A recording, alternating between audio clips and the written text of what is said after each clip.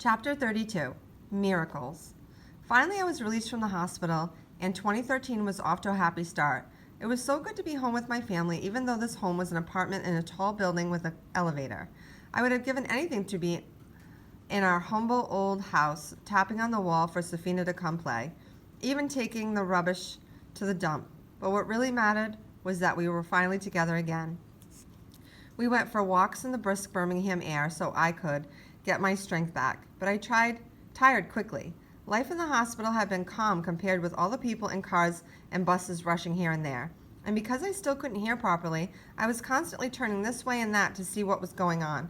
A simple trip to the grocery store could be overwhelming and fascinating. In the cafes, we saw men and women chatting and mixing in a way that would be unimaginable in SWAT. And in shops, we saw clothing that showed so much skin we couldn't believe the women of Birmingham could wear it without freezing. Here they wore tiny shorts, bare legs, and high heels even in the middle of winter. Are their legs made of iron so they don't feel the cold? Asked my mother. Sometimes on those early outings when I saw a man come toward me, I would flinch. If I let my imagination go wild, I could picture every man on the street hiding a gun, waiting to attack. I didn't tell my parents this, though, so they could at least enjoy the chilly Birmingham sights without worrying. I missed home terribly. I missed my school friends. I missed the mountains, the waterfall, the beautiful Swat River, and the lush green fields. I even missed the messy, chaotic streets of Mingora. So it came as hard news when I found out that there were people in Pakistan who were critical of me, people who said I was a pawn of the West, hobnobbing with Richard Holbrooke, people who said I was a bad Muslim, people who even said my father had shot me as a stunt so we could live overseas in luxury. The other news from home was from school. I was finally able to Skype with Muniba, and for once we didn't fight. She told me how much she missed me and how no other girl could take my place in her heart. She also told me that Shazia and Kanat were recovered and back in school, and she told me my friends were still saving a seat for me in class. Oh, by the way, she said, you scored a 100% on your Pakistani studies exam. That was the test I'd taken the morning of the shooting.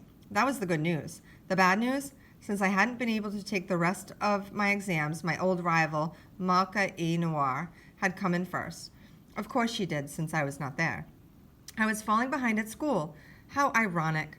The girl who campaigned for girls' education had lost the top spot in her class. Well, I just have to redouble my efforts so I could take first position when I claimed that empty seat in my old classroom. Soon I could walk and talk and read, and my memory was coming back. But I couldn't hear well at all, and there was constant ringing in my ear. The doctors were also concerned that replacing the piece of skull stored in my tummy might cause an infection. So more surgery was scheduled, 3 operations all at once. This time the doctor performed a titanium cranioplasty, which is a fancy way of saying she put a titanium plate in my head. I wondered if I would be like the Tin Man in The Wizard of Oz. If you knocked on my head, would it ring like a gong?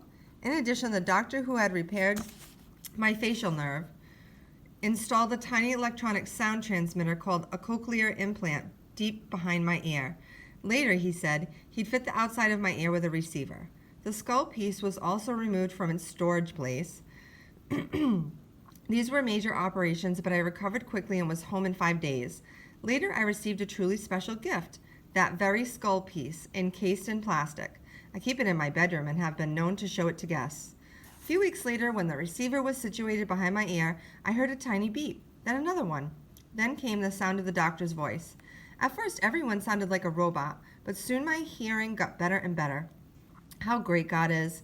He has given us eyes to see the beauty of the world, hands to touch it, a nose to experience all its fragrance, and a heart to appreciate it all. But we don't realize how miraculous our senses are until we lose one. The return of my hearing was just one miracle. A Talib had fired 3 shots at point-blank range at 3 girls in a school bus, and none of us were killed. One person had tried to silence me, and millions spoke out. Those were miracles, too.